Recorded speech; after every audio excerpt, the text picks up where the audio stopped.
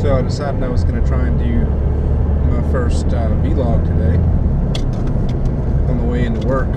It's only like about a 15-minute ride, but I figure I'll give it a shot and see what ends up happening. A lot of people do them. They seem to enjoy them. Post them on YouTube. Some of them get good responses, some of them get negative responses. But all that's besides the point. Just kind of thought I might start keeping a video log of some day-to-day thoughts and activities and just the comings and goings of the everyday life of me. So anyway, here we go. Some discussions I thought I would talk about today would be things like, for instance, the Second Amendment, gun laws, issues that face us today. The 2016 general election is coming up for the President of the United States. Of course, you got Donald Trump and Ted Cruz, John Kasich, and then on the Democratic side, you have Hillary Clinton, Bernie Sanders. You know, all five of them. Interesting people, needless to say.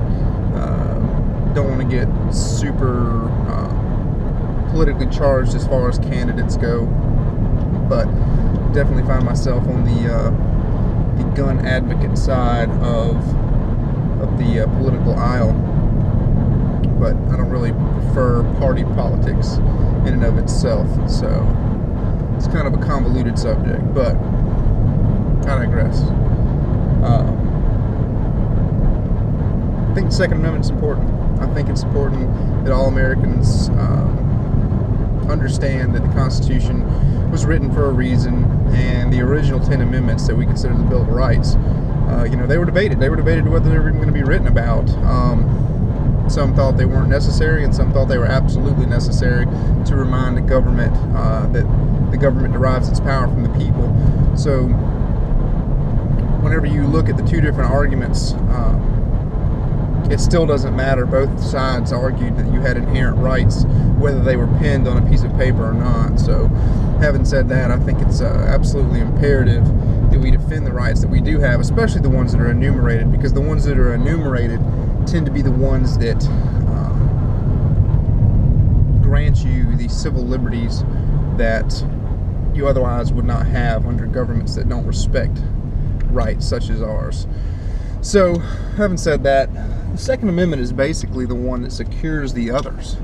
I find it interesting that the first was the first because it's, basically protecting the right to free speech.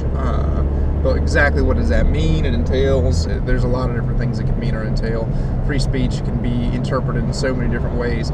But the gist of it, no matter how far you want to go down the rabbit hole, the main idea is that you can redress your grievances against the government. So if the government is causing an issue in your life or the life of your loved ones or fellow countrymen, you have a guaranteed way to complain about it and to make it known so that the government can hear your plea or your plight.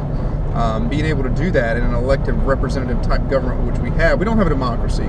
People throw the word democracy around all the time. It's not a democracy, and you don't really want a democracy, believe it or not. It's a republic. It's a democratically elected republic for the most part. So you're trying to pick people that are, considered statesmen, well-educated, hopefully well-versed in the world, to be able to go up there and represent you accurately and with the most wisdom that they can apply to any given subject. And that's why we have a republic. And that's why the First Amendment is so important. It gives you a guaranteed way to communicate the issues to your elected representatives. And then if that doesn't work, so if the asking, the begging, the pleading, the petitioning does not work with the First Amendment, there's the Second. There's a reason that they're in that chronological order. Second Amendment is the right of the people to keep and bear arms. People like to throw that well-regulated militia portion in there as something relegating weapons to organized things like that. But that's not the point. The point is, at the time, a well-regulated militia was just the normal dude. any man of age that owned a rifle could easily be expected to be called up and protect his community, his state, his nation, whatever it may be. It wasn't the National Guard. I mean, that didn't even exist. We're talking about normal people living normal lives, potentially being called upon to defend themselves against a foreign or domestic threat. So it requires everybody to be able to defend themselves with a firearm. And so when you look at that kind of stuff, you really start to realize that they framed this whole Bill of Rights thing in a way that would guarantee you your freedoms, and it would almost give you a step-by-step process to be able to protect those freedoms. And so when we see that, obviously there's issues of terrorism, there's issues of potentially mentally ill type situations and things like that. I don't really want to go down that discussion, but the fact of the matter is those are minute issues on the big scheme of things. On the whole, there's well over 300 million firearms in America, over 300 million citizens in America, and I'm much more likely to die of heart disease than I am from terrorism or being shot. As a young man in southeastern United States, that's probably what's going to give me heart disease or cancer. It's not going to be someone shooting me. I mean, is it possible? Absolutely. But I could also be stabbed or die in this car right now driving down the road. As a matter of fact, I'm much more likely to die in this car driving to work trying to make a living and feed my family than I am to ever be shot, accidentally or purposely. So when you look at things that way, I think we need to get off of the gun so much and really focus on the people problem. The people problem being what's on people's hearts. Hearts and minds are important. People, in order for society to work, we don't live in a state of nature anymore. We live in a society, an agreed upon society where liberties are afforded to us because we agree that certain things people shouldn't do for an orderly society. So in that society, we need people that are relatively like-minded. The marketplace of ideas is important to have different ideas and the right way to do things, but at the same time, you kind of have to be culturally similar, at least, on certain fronts in order for everyone to live cohesively. So these agreed upon things are, we're not going to kill each other for no reason. We're not going to steal from each other for no reason. You have the right to property, your privacy in your own home or places where you have an expectation of privacy are to be respected by others.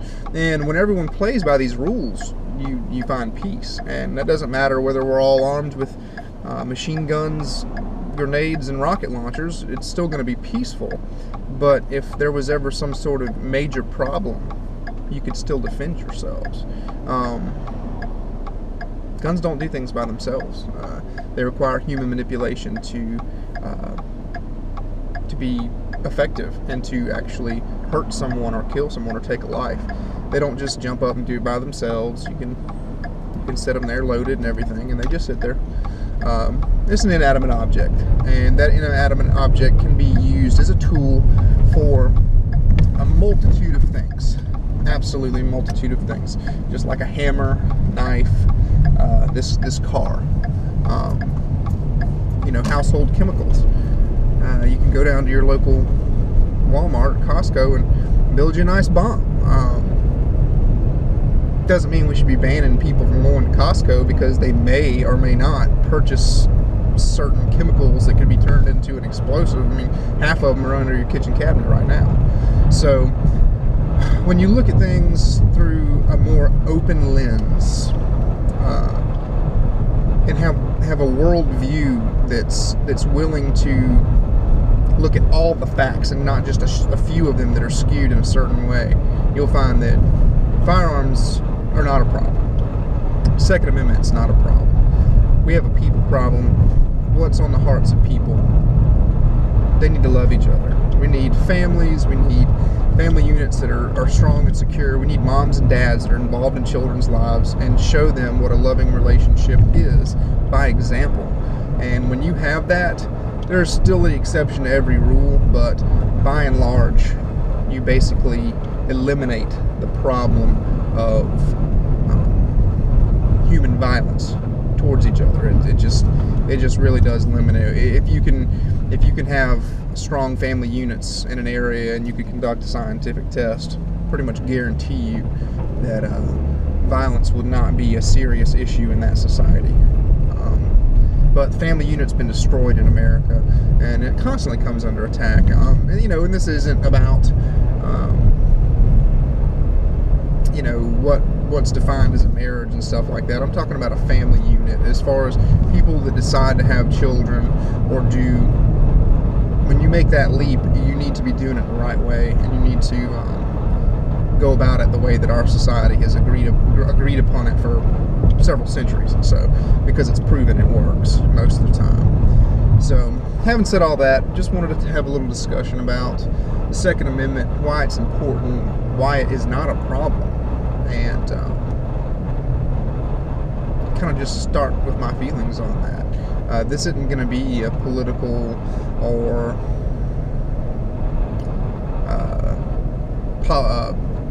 legal type of discussion all the time, but with this first vlog, I just wanted to get some foundational, values out there to you. I believe in God. I believe in Jesus Christ. I believe that He's my Savior, yours, and everyone else's. And I think that loving each other is the way to go. The way that Jesus would have had us treat each other. So, having said that, now you know where I'm coming from. Now you know my worldview, and now that you know my worldview, you're going to understand things that I say in the future, and future vlogs and stuff like that. But anyway, just heading into work. Just wanted to have a quick discussion. This will be the first video posted up on YouTube in quite a while. So just figured I would get back into it, just see what comes of it. I mean, I don't really care if nobody watches it or whatever, and I don't really care what anybody thinks as far as what I have to say. It's just, might as well put it out there and share it. I'm quite certain that what I think is mostly correct. Not the smartest person in the world, but it's proven right in my life, and the lives of many others that are far, far more intelligent than I. And why not? Like-minded people need to be sharing ideas with each other and getting those ideas out in the open, because the more those ideas are out in the open, instead of just being held to ourselves, the more we can proselytize that, the more we can get people on board the same page, that loving each other, enjoying our liberties that we have as Americans, and living our lives the way that we see fit is more important than having new policy every day in Washington, or doing something about every little thing and having knee-jerk reactions. How about let the world go the way the world goes, and let live and let live on certain things, because not everything is always a battle that we have to jump into. Not everything is always black and white. As much as we want to define our lives in black and white, it's not. It's gray. It's a gray world, and it's a continuous haze that we have to cut through with wisdom. But anyway, enjoyed this first one. Hope you guys enjoyed it. Hopefully be back. Talk to you guys again real soon. Signing off.